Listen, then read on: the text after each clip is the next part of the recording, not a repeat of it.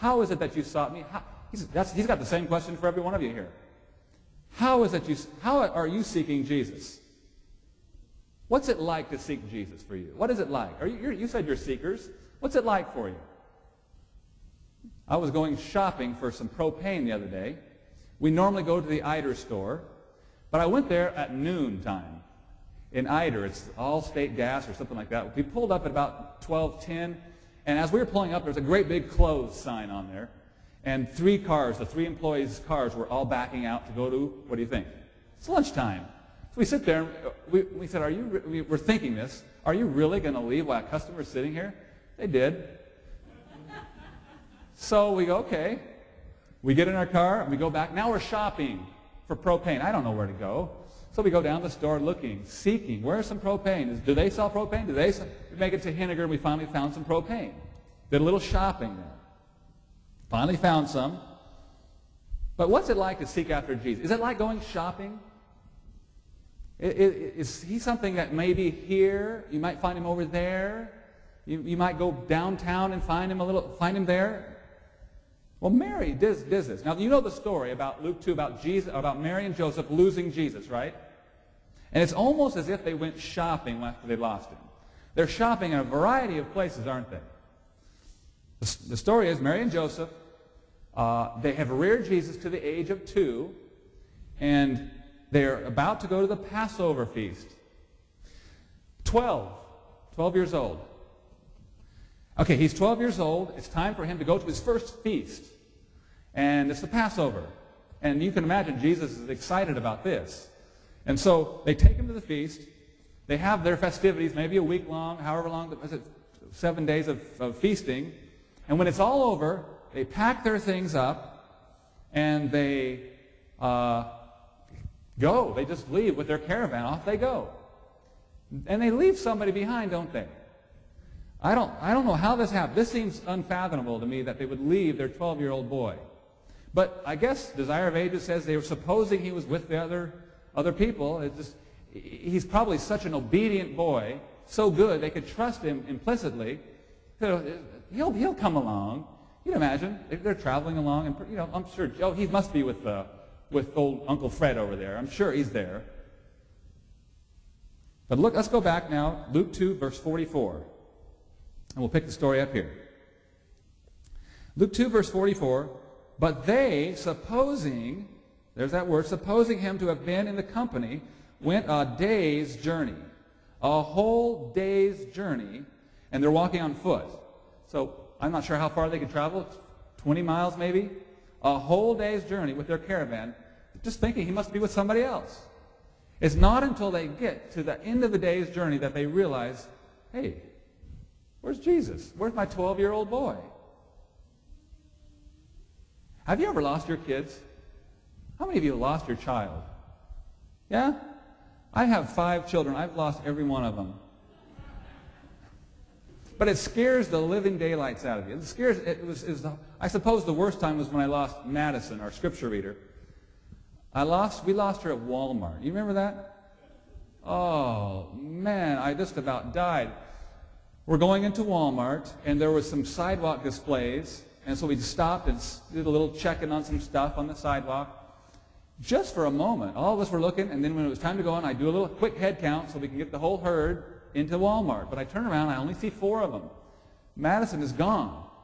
Madison, we're calling for her. We're looking all over for Madison, and Madison's nowhere to be seen. We look inside the toys that were on the sidewalk. We looked out. We went up and down the aisles, looking everywhere in the parking lot.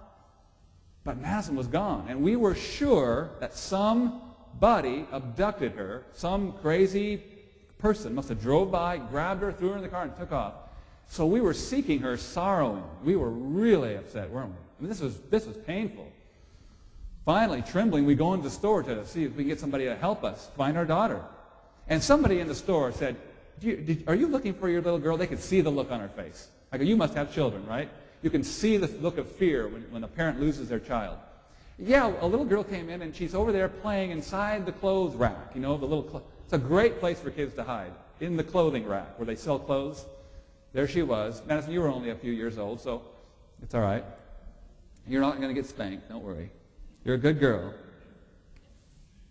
So anyway, we found Madison. It was the greatest relief I think I've ever experienced.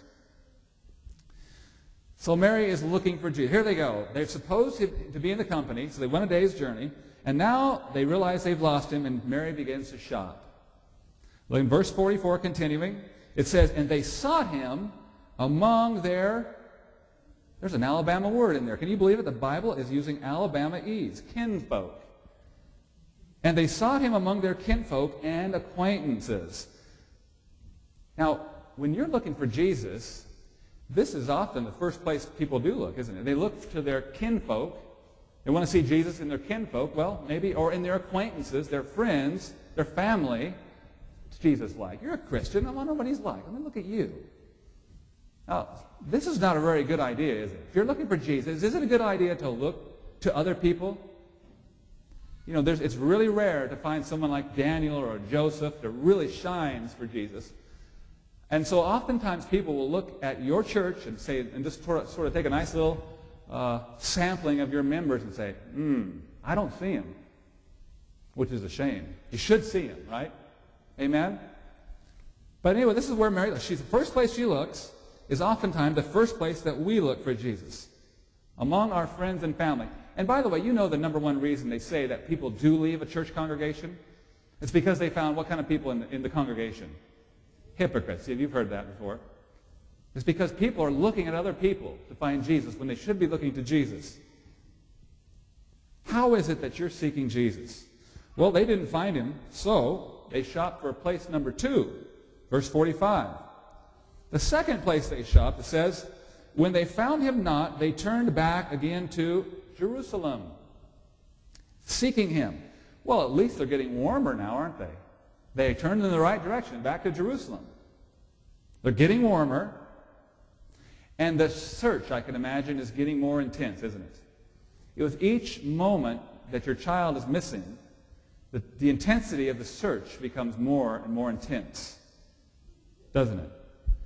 I remember coming up to a pond some years ago when Jackson was a baby, finding his body floating in the middle of the pond, face down, lifeless and still. And I had one thing on my mind, and that was to get this baby out of the pond. I almost died doing it. I mean, I was fully dressed, boots, pants. I mean, I just dropped everything I had, and I had one purpose. I had one goal. It was to get that body, that baby of mine, out of that pond. And with an intensity, I went in there. I told myself, I'm going to die trying. The intensity. Now, Mary is creeping up on this sort of an intensity. And so the intensity increases as the child is missing longer. How many of you are seeking Jesus like that? Now, Adrian had a beautiful sermon the other day about a missing sheep. You remember Adrian's sermon? How do you remember Adrian's sermon? 2 or 3 weeks ago. And he likened it unto a missing church member. Do you remember that? He says if your church member is missing, you should seek him as if it was your child missing. If I took nothing out of that sermon, I took that point home. And I rebuked myself for that. Because oftentimes we say, well, maybe tomorrow. Tomorrow we'll go seek after that missing sheep. But that's not Jesus. That's not Christ's way, is it? Mary's intensity increases now. And I suppose maybe she thought about Herod's threat. Remember Herod, just some years earlier, had tried to kill Jesus, right? She probably thought, he's missing. Herod got him. Maybe Herod has him. So she searches, her and Joseph. They turn up the intensity. They search harder. They go back. They go to Jerusalem. They turn towards Jerusalem, and now they start looking. And all this time, there's a question waiting here, isn't there? The question that we read at the very beginning in verse 49, how is it that you sought me? There's a question waiting here. Think about that. A question is waiting Jesus when she actually does find him. There's a question waiting for her.